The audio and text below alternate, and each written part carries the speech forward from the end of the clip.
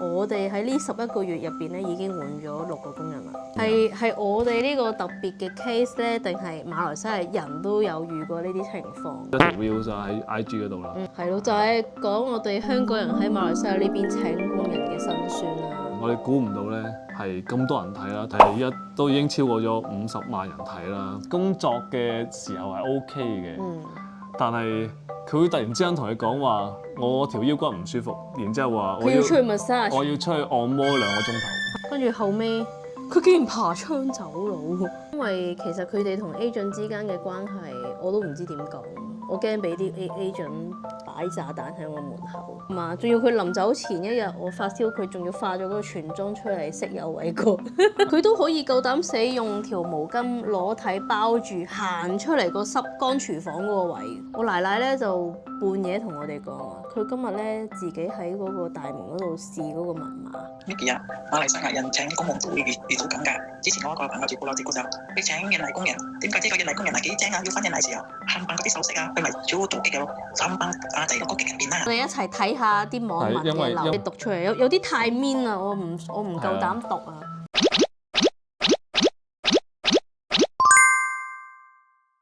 大家好，歡迎收睇夫妻肺片嘅偉哥。我係 Micky， 真係超耐冇見咯。又唔係好耐冇見嘅，我哋都 keep 住有 up 片嘅。只不過咧，我哋依家 up 嘅片咧，都係我哋以前拍嘅片啦，都可能係幾個月之前拍嘅片啦。如果大家有留意我哋嘅動向咧，就知道我哋工人咧就已經俾 agent 帶咗翻去啦。我哋依家咧就自己去搞掂晒所有嘢啦，咁所以咧就比較忙啲啦，咁就比較少啲拍片。係啦，不過咧好在我哋用咗1個月時間，同埋用咗請工人嘅1個月人工，去買咗一啲全自動嘅家電。一陣可能都分享俾大家睇一睇啦。即係你吸塵唔使自己倒垃圾，然後你有拖地機械人，然後洗碗機係基本㗎啦，然後仲最近買埋一個叫自動洗奶樽嘅機，咁其實就令到生活都比較方便。呢啲嘢真係幾好用嘅，同埋咧。要同大家分享下用拼多多。咁佢而家係免埋運費，前排仲係免 SST 咯，所以係勁抵咯。係一件幾蚊嘅嘢都可以免運費，好誇張。係咁呢啲一陣先再講啦。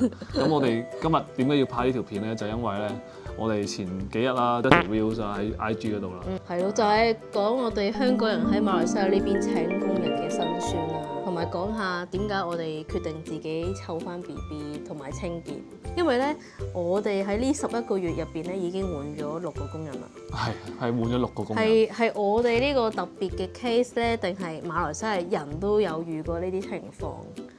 係啦，即係我哋拍咗呢條片上去之後咧，我哋估唔到咧係咁多人睇啦，而家都已經超過咗50萬人睇啦。因為印尼嘅工人咧，同呢度啲馬拉人咧係可以溝通到，都係其中一個問題。即係佢哋咧係比較容易啲去識男朋友，係嘛？咁所以咧，佢哋總之加埋咧，令到佢走佬嘅機會率咧就大咗好多。咁所以咧，真係呢邊同香港咧請工人嘅情況咧都好唔同。其實好多觀眾都同我講睇到結局㗎啦。我哋啱啱嚟到冇咯，我哋已經話要請工人啦。跟住好多人都同我哋講話，千祈唔好請印傭，唔好請嗰啲工人。然後叫我哋揾本地嗰啲姨姨湊小朋友。係。因為佢哋已經一早睇到個結局係點樣啊嘛。因為佢哋已經之前有踩過坑，咁我哋唔信啊嘛。邊有咁多工人咁衰嘅咧？係咪先？係咯。咁我哋咪試咯。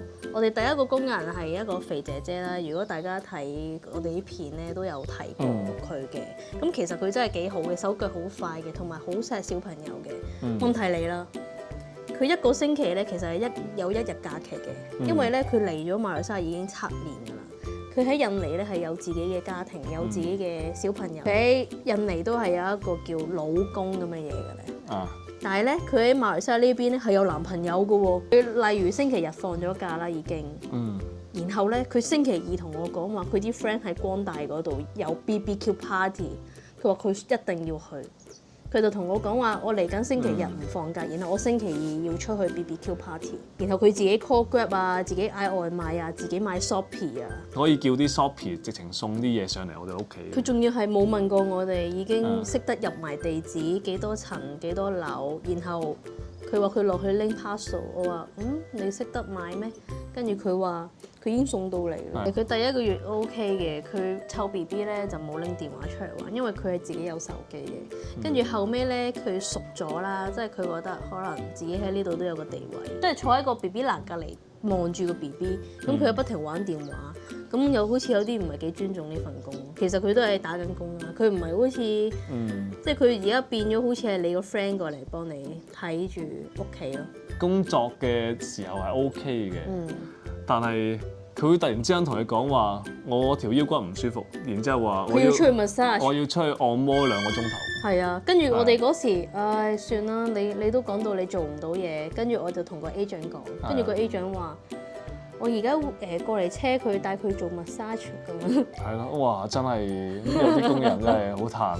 所以你話我哋係咪刻薄咧？我哋有時出街即係知道佢哋中意食印尼嘢啦，我哋都會特登帶佢去食嗰啲咩 cheesy chicken 啊。呢個係第一個工人啦。依家同大家講下，究竟我哋逐個工人究竟係咩情況？其實第二個工人咧，我哋覺得係真係幾好㗎，40零歲嘅阿姨姨咁樣啦。係啦，咁佢就真係好照顧我哋屋企嘅清潔啊，全部都做得好。係啊，同埋佢自己都好乾淨嘅。係。其實 so far 佢係咁多個入面最乾淨嗰一個嚟嘅。係。即係睇落佢好似都做得幾開心啦。同個 agent 講話，其實佢如果喺呢度做咧，佢可以做2年咁樣，即係佢話佢唔諗住走。其實個個工人都係咁樣講啊，會同個 agent 講話做得好開心。係啦，跟住咧，我哋去澳洲嘅時候咧，我奶奶同佢着咗2個小朋友，係咯，其實佢都好 hea 噶啦，唔需要煮飯啊，又唔使做其他嘢。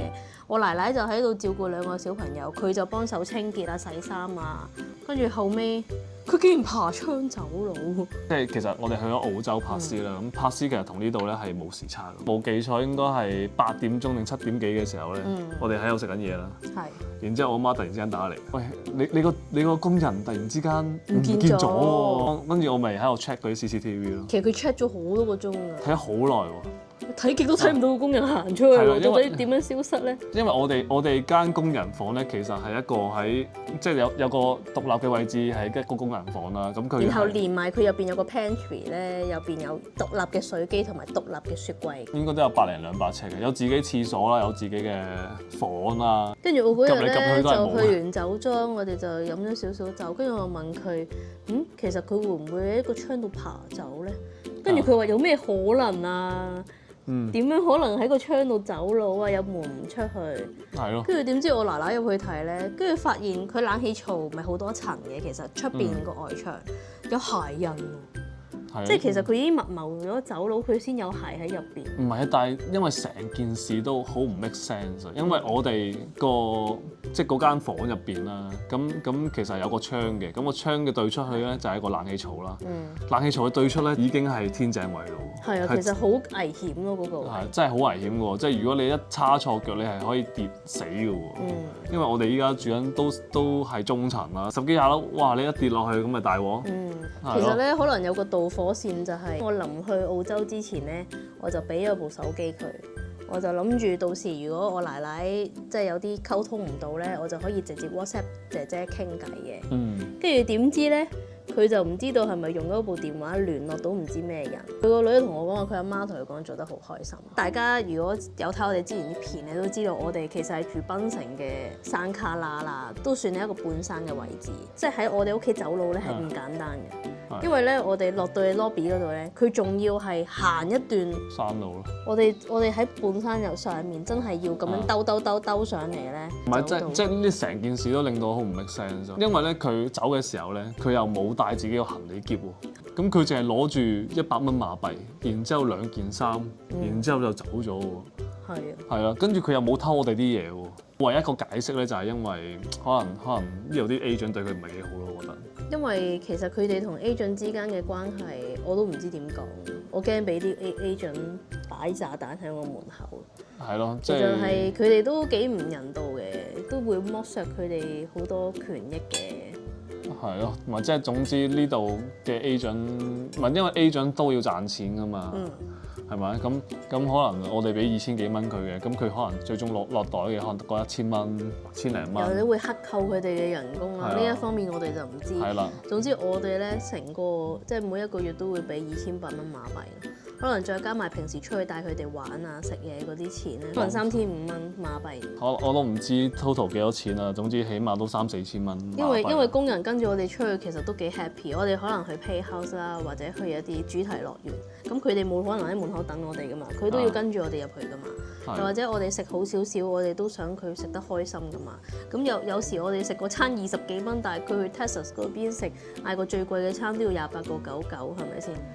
係咯，所以我真係唔明係我哋嘅問題定係啲工人本身有呢個狀況。唉，真係太長篇，如果真係要講晒6個工人嘅狀況咧，真係好難搞。我哋仲記得我哋2個月前，即係未換呢個工人之前咧，嗰個工人就令到我腸胃炎咗三次，仲要係我發燒，我都未試過腸胃炎到發燒嘅。係嘛？仲要佢臨走前一日我發燒，佢仲要化咗嗰個全妝出嚟色誘為過。Nice。唔係呢個工人，即其他工人都係有零舍有啲少少嘅問題啦，你都接受到。仲要係有啲工人咧，沖完涼明明咧佢自己有個獨立嘅空間，入到去有個 pantry 位。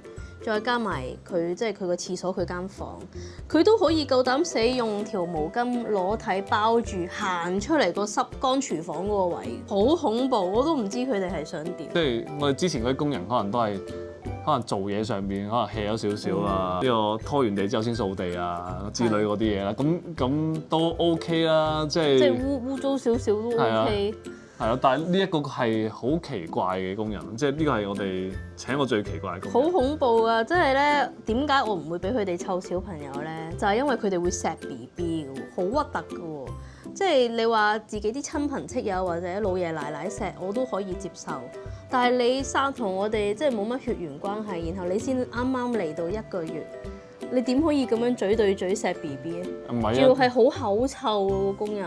唔係啊，係如果你乾淨嘅話，其實都可以隻眼開隻眼閉，同埋你唔好錫嘴啊嘛。但係最緊要係呢個工人咧，係我懷疑望住我哋，懷疑佢係冇刷牙嘅，真係好恐怖啊！係好口臭㗎。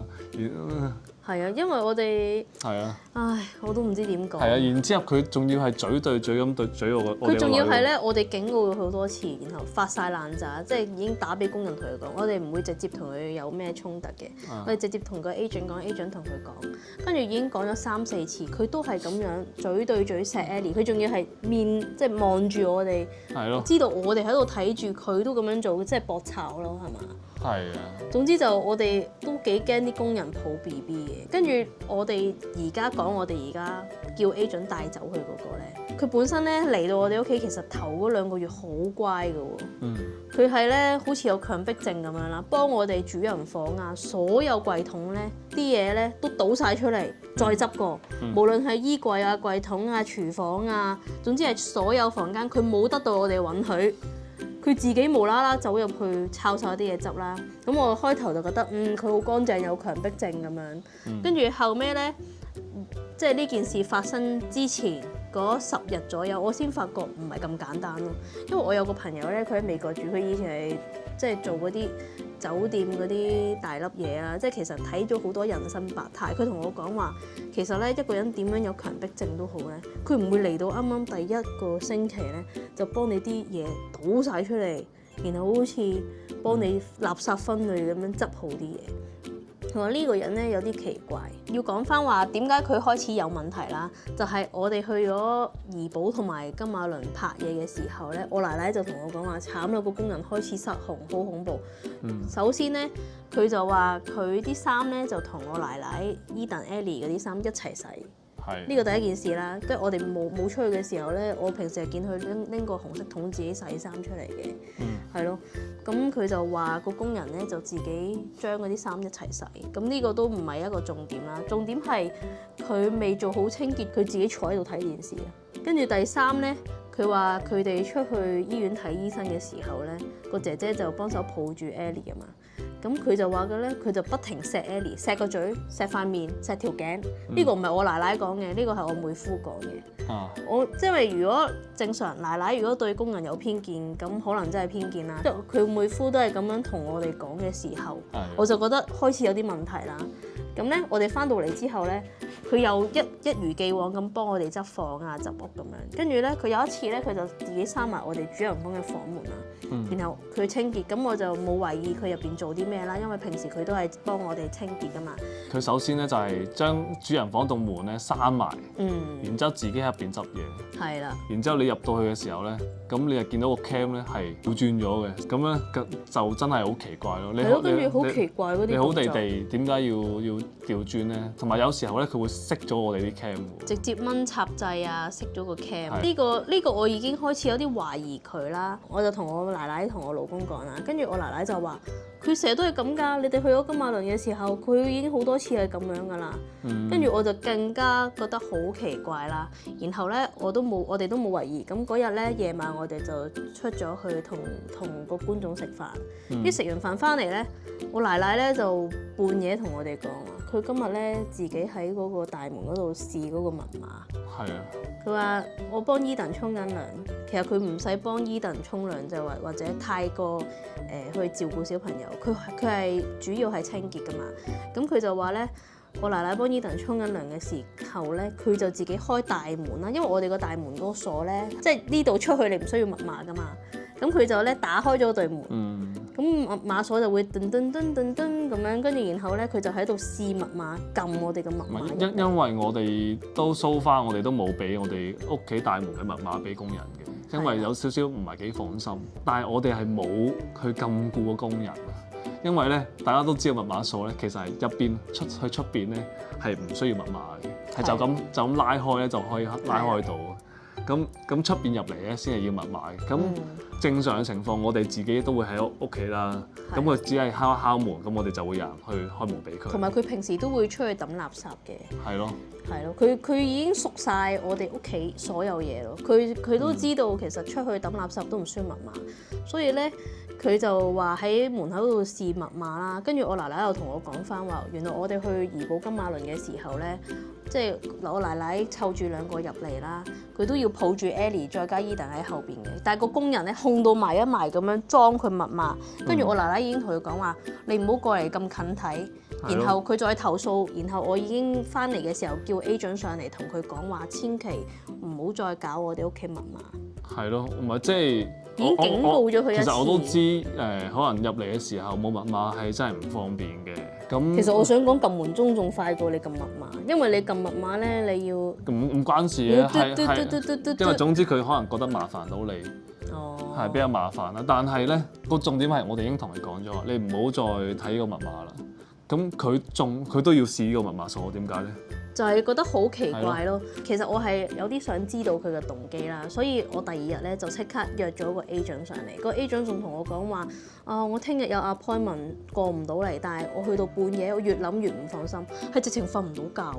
因為咧，我哋屋企有兩隻貓噶嘛，咁兩隻貓喺個廳度打鬥嘅時候，咪會嘣嘣聲嘅。其實我好驚個工人有啲咩醫鬱啊，又或者即係我哋啲小朋友有危險咁樣嘅。咁我成晚都瞓唔到覺，不過我話唔得啦，你今日一定要過嚟問下佢點解要搞我哋嘅密碼。點知道咧？佢一嚟到啦，咁佢就同我講話，咁我哋唔好問佢住先，我 check 下佢間房同埋嗰啲行李先。跟住咧，佢就竟然喺佢間房嗰度搜出一啲唔屬於佢嘅物品。呢樣嘢好奇怪嘅，係啊，因為佢有偷嘢咯，咁但係佢偷嗰啲嘢咧係好奇怪，我唔知點解會偷嗰啲嘢。係啊，佢偷咗你啲褲嚟着。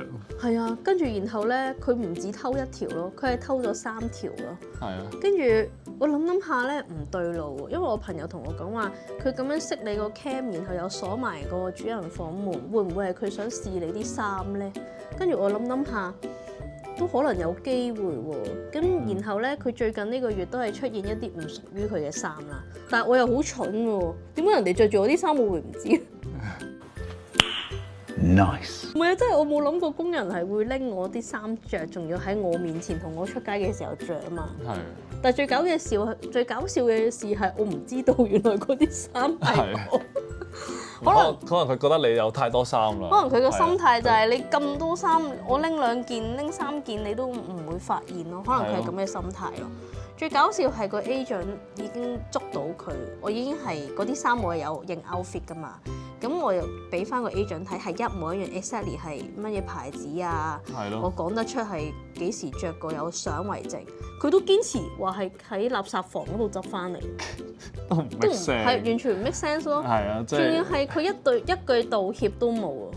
個 agent 都有少少奇怪嘅，因為佢其實主要上嚟咧，我已經同佢講話，你問下佢點解佢要知道我屋企密碼，因為我係有啲覺得咧，佢可能係好心唔想打擾我哋，所以佢想出入抌垃圾方便啲，所以佢就想知道密碼。咁我就想知道佢想知我哋密碼嘅原因。咁個 agent 咧係直情問都冇問，跟住佢仲要同我講話，其實你呢啲好小事㗎咋，我有啲客咧個工人咧偷幾萬蚊㗎，我唔識講。其實個 agent 咧佢嗰啲態度都有少少問題。跟住後尾我就 WhatsApp 佢，我就同佢講，唔係佢後尾都有退錢俾我哋啦。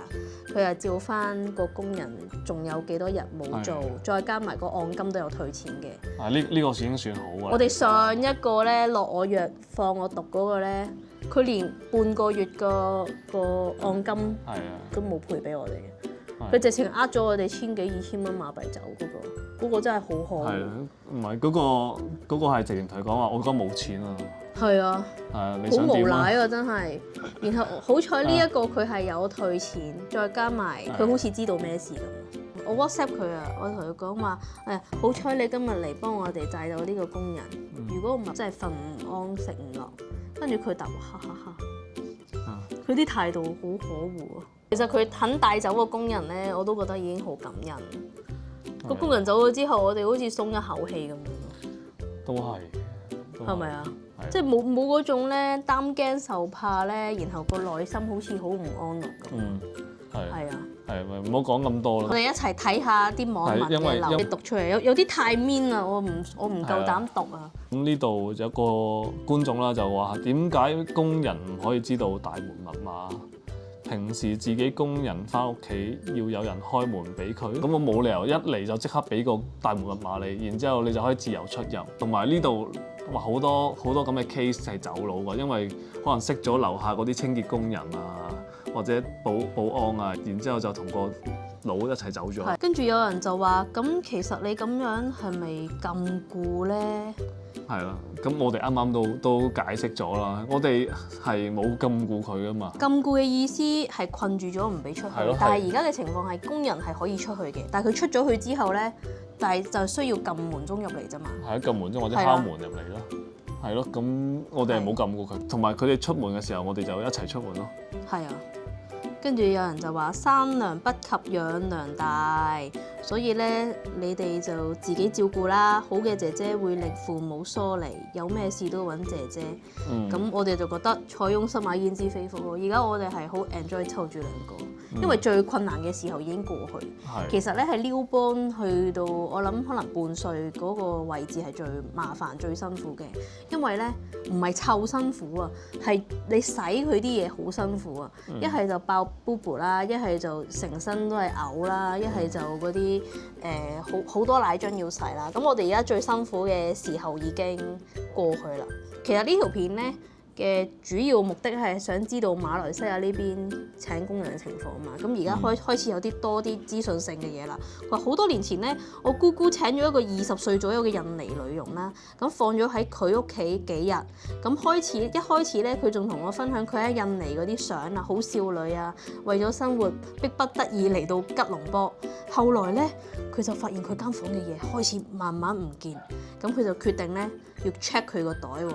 咁點知道一開咧，佢嗰啲靚鏈啊，嗰啲財物啊，全部去晒佢個袋度。咁佢咧就同佢姑姐講，然後就俾佢走啦。所以咧，佢經過咗嗰次咧，佢屋企就絕對都唔請外傭。哇咁癲嘅！呢個網民話佢一個裝喺大門，一個裝喺房間喎。咁如果個工人唔入房間清潔嘅話，咁有咩意義咧？咁你自己入房都要撳密碼咯。係啊。唔係呢個好奇怪喎，唔通佢瞓喺金條入邊？有另外一個啦，叫 Crystal， 佢話喺馬來西亞請工人咧係好多不文明嘅規定啦。佢先生澳門人嚟到馬來西亞，見到佢哋屋企請工人姐姐，覺得佢哋好可憐啦，因為工人咧唔可以自由出入喺佢哋嘅屋企，唔可以同外界聯繫，連手機都唔可以用。佢覺得工人好似奴隸。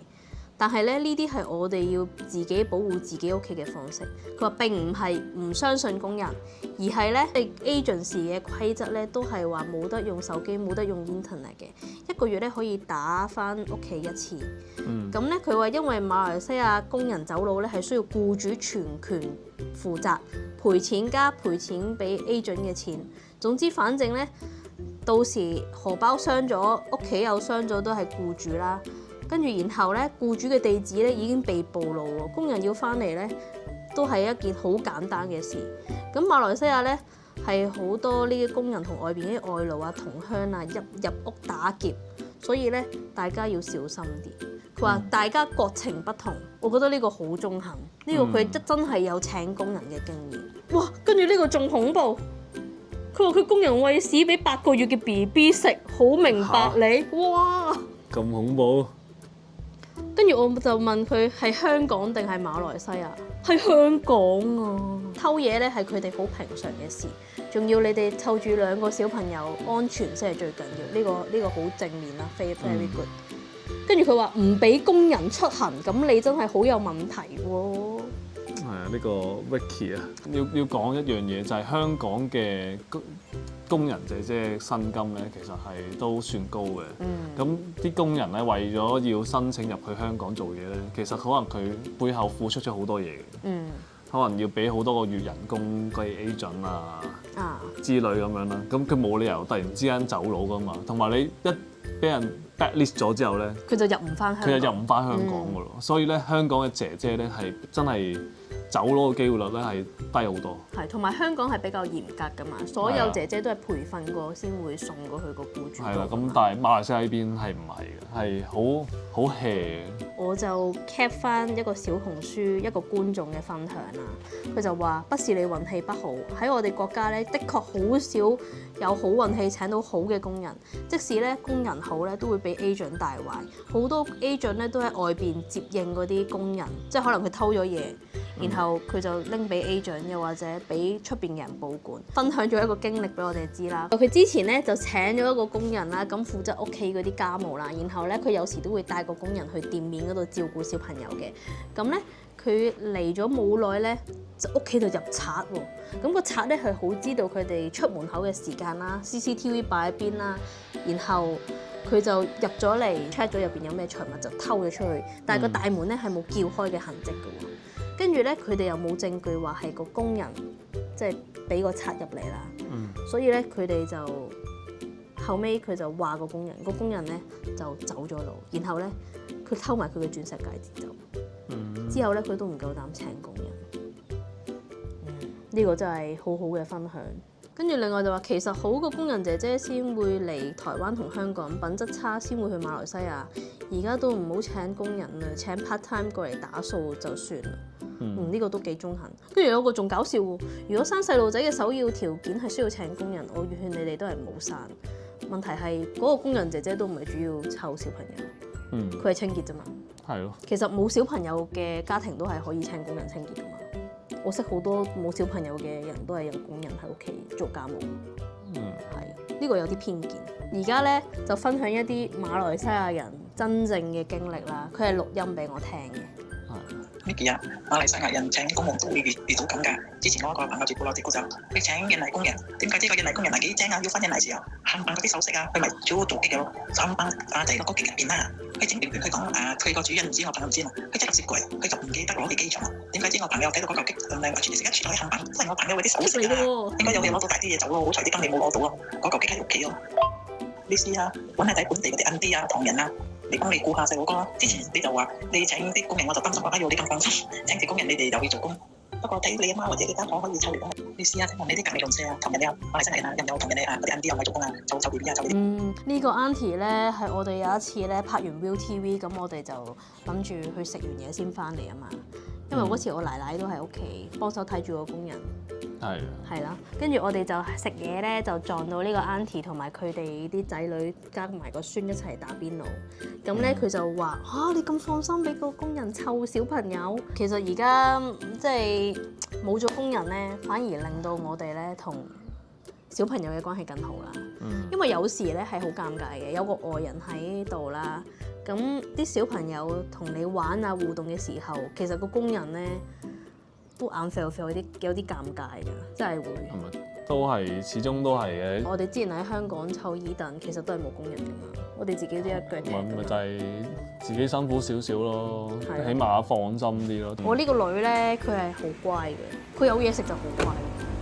即係佢坐喺你隔離咧，佢有嘢食，佢已經可以自如一日。都要好多謝個工人，令到我哋嘅生活更加規律。而家咧，其實 Ellie 咧嗰個生理時鐘係俾我調得好準嘅。佢朝頭早8點鐘就會起身啦。而家佢自己一間房瞓。佢朝頭早8點鐘起身，飲完奶之後咧就自由活動，玩下行下，跟住玩下啲玩具。然後食咗個 lunch 之後咧，佢就可以瞓覺。瞓個晏覺咧，12點鐘可以瞓到3點鐘。咁瞓晏覺嘅時候，我又可以做下自己嘢，然後執下屋啦。跟住然後佢起咗身之後，又食下粥，跟住然後等哥哥翻嚟玩多一陣。8點前沖完涼就可以瞓覺啦。而家咧就講得七七八八啦，就要開始介紹一下我哋最近買咗啲咩好用嘅家電。因為咧一個好嘅家電咧係令到你哋解放雙手。而家我哋連鐘點都冇搶啦。我哋發覺機器咧仲乾淨過人手。呢條係唔係廣告嚟嘅？因為我哋自己買嘅，我哋用咗1個月嘅工人錢嚟買呢啲咁嘅家用品家電。可能都唔使添。呢度咧就係我頭先講工人自己嘅生活獨立空間啦。本身呢啲櫃咧燙衫嗰啲嘢唔係擺呢一度嘅，但係而家我哋工人房就擺咗雜物，所以咧我哋就擺咗啲雜物喺度。其實都好舒服啊，有雪櫃，有水機。有自己獨立嘅洗手間，然後自己一間咁大間嘅房，其實好過好多香港人嘅生活環境㗎啦。佢平時8點後做晒啲嘢就入嚟呢度自己休息，係咯，就唔係話我哋刻薄咯。係，其實我哋真係對啲工人唔差。我哋對啲工人太好啦，所以啲工人恰我。好啦，我哋講翻正經嘢，要同大家介紹呢部吸塵機啊。係。因為咧，我係本身有鼻敏感嘅，所以我吸完塵之後咧，我係好驚倒垃圾啦。咁呢部吸塵機咧，最大嘅好處就係佢吸得好乾淨之餘咧，係佢個吸力係好大嘅。然之後佢有3段式啦，我哋喺拼多多度買嘅。係啊，咁咧佢唯一一樣唔好嘅嘢咧，就係佢個保養喺大陸。咁呢度你就當買水貨機啦。係，但係咧，so far 嚟講，我哋覺得吸塵機咧都唔係一個好容易壞嘅嘢。我哋啲吸塵機多數都用好多年都未壞，所以我覺得呢個都唔係話最重要。但係最緊要咧係呢個價錢真係平過喺呢邊買好鬼多。呢個其實都唔平㗎，呢個都要係咪2000幾人仔啊？係啊，2000蚊人仔。但係如果大家要買一部咁樣嘅功能，即係有咁多唔同嘅配件嘅話咧。其實我諗應該都最少都要起碼都3000蚊馬幣。係咯，我見到 LG 啊嗰啲好多都係要上3000幾蚊，咁即係話呢個其實用緊1/3價錢。係啦，你而家試下先。我係好中意咧，佢嗰個燈咧係可以照到啲垃圾嘅，同埋佢啲吸力咧真係幾好嘅。部咧其實係專門係 for 一啲屋企有養寵物嘅家庭啦，聲稱咧就係唔會呢個。唔會棘頭髮啊，唔使自己清潔個滾輪啊，因為佢入邊係真係冇滾輪。係啊，佢入邊冇滾輪係幾好嘅呢。係啊，同埋咧，佢呢一部係一部自動集塵嘅咯。佢最把炮係乜嘢？俾大家睇下。係啊，就係你就咁擺入去咧，卡起佢。就係咁啦，咁就唔使倒塵。係啊，同埋佢好勁嘅，佢唔係淨係就咁將啲嘢吸落去啊，佢係有個嘢係推啲嘢入去。所以係好乾淨。跟住第二樣咧要介紹嘅就係呢個石頭嘅拖地機啦。其實我哋都介紹咗好多人買呢一個㗎啦。我哋呢個係舊版嚟嘅。我覺得呢部就還好啦，因為呢個咧其實係大陸版嚟。如果吸塵機嘅話，其實冇乜嘢，因為吸塵機係冇 app 㗎嘛。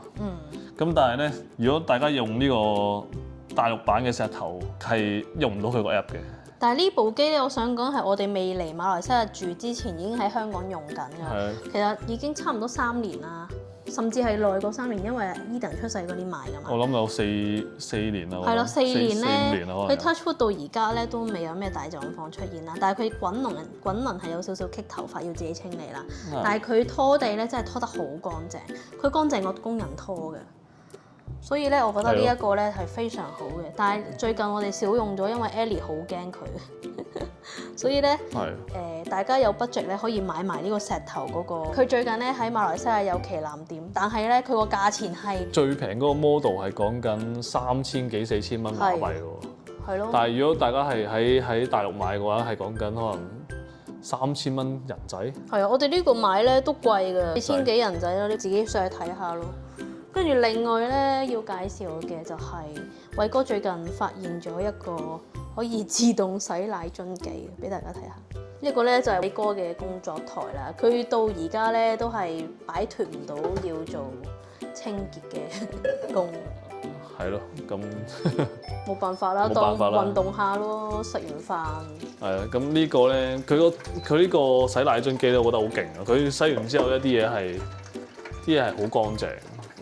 佢係幫你洗啦，洗完之後用蒸汽蒸啦，即係幫你消埋毒啦，然之後再幫你烘乾埋。其實咧，我哋好多個工人都係洗奶樽唔乾淨啊。Ellie 咧每次拎嗰個奶樽，即係每次拎嗰個奶樽沖水，然後加奶粉咧，嗰個奶樽起泡㗎，一拎去即係斟水嘅時候，入邊有洗潔精泡。大人食到都唔緊要，小朋友嗰啲咧都係咁樣，真係搞唔掂。呢部機咧係好簡單嘅，其實佢一個原理咧有少少似以前咧嗰啲輕便式洗衫褲嗰啲機。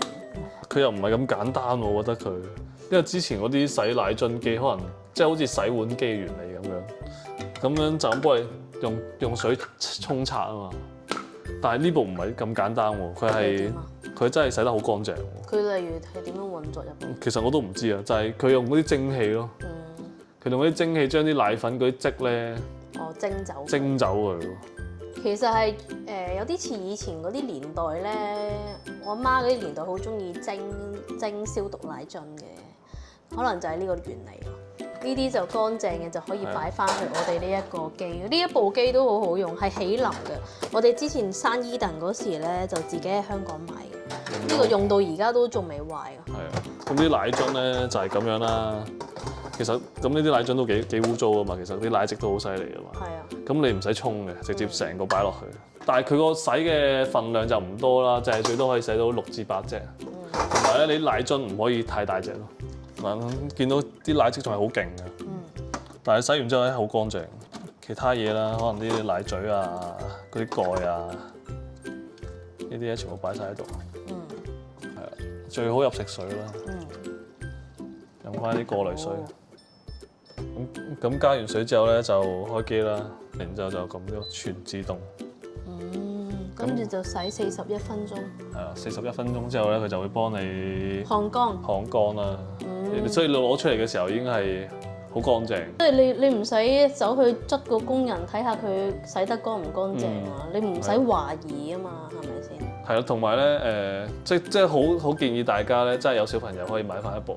咁洗碗就有呢個洗碗機啦，呢個洗碗機唔使點樣介紹㗎。其實馬來西亞呢邊好多屋企都內置咗一部咁大部嘅洗碗機，所以洗碗都唔係一件問題。頭先就講開嗰個洗奶樽要用過濾水啦，跟住最近咧我買咗個都幾值得投資嘅嘢啦，就係最近我發覺我哋啲頭髮咧甩咗好多啦，咁我就懷疑可能係嗰啲水質嘅問題，咁我就買咗個過濾頭，跟住我發覺咧呢個啲水真係幾污糟，跟住我就琴日就影咗翻去俾我媽睇啊，我媽話佢而家住喺啟德嗰邊啦，佢用咗1日定2日咧。嗰個過濾水嗰嚿嘢黃到勁恐怖啊！所以咧，如果大家真係有少少脫髮嘅問題，又或者對水質有啲要求，我覺得可以買呢一個過濾水頭俾大家睇下。大家睇下咧，呢一個咧過濾水頭咧，我哋用咗1個星期都冇啊，其實已經係算乾淨㗎啦。我見到咧好多喺吉隆坡嗰邊咧更加嚴重，同埋香港都好嚴重。跟住咧，我極力推薦呢一個花灑頭咯，佢咧係好溫和啦，然後佢出水又唔會話太少喎，嗰啲水壓，我覺得好適宜有小朋友用咯。而家 Ellie 每次都係用呢個花灑頭沖涼，幾好，仲有佢咁樣可以 stop 咯，30幾蚊，連10個濾芯。哦，10個濾芯再加一個花灑頭，30蚊人民幣。係啊，最近咧睇咗好多新聞係關於即係內地嗰啲衫啊，又或者食嘅嘢有問題啦。但係我覺得咧，如果係買嗰啲小家電啊，又或者即係嗰啲用具係 OK 嘅，唔好擺落口嗰啲咯。即係唔好食嗰啲。係咯，即係唔好話俾小朋友食嗰啲膠啊，跟住又或者嗰啲衫都少買咗好多咯。我哋而家主打都係 Uniqlo。我哋今日呢條片嘅分享咧就去到呢度完結啦。如果大家中意我哋條片咧，就叫俾個 like 啦；未訂閱嘅朋友咧，就要訂閱我哋啦。仲要記得咧，分享一下大家喺馬來西亞請工人遇到啲乜嘢奇怪嘅事啦。又或者如果你哋住喺香港咧，有請工人嘅經歷都可以分享俾我知嘅。同埋咧，你哋可以講下，即係你哋覺得馬來西亞呢邊工人冇假期，又或者香港工人有假期嘅感受咯。我最近成日喺工人姐姐嗰啲討論區嗰度見到話，工人姐姐放假之後去咗做門交妹，又或者出去酒店嗰度俾啲主人發現咗，所以都係一件好頭痛嘅事啦。始終屋企咁私人嘅地方，然後個姐姐如果搞3搞4都好麻煩嘅。好啦，我哋下條片再見啦，拜拜。拜拜。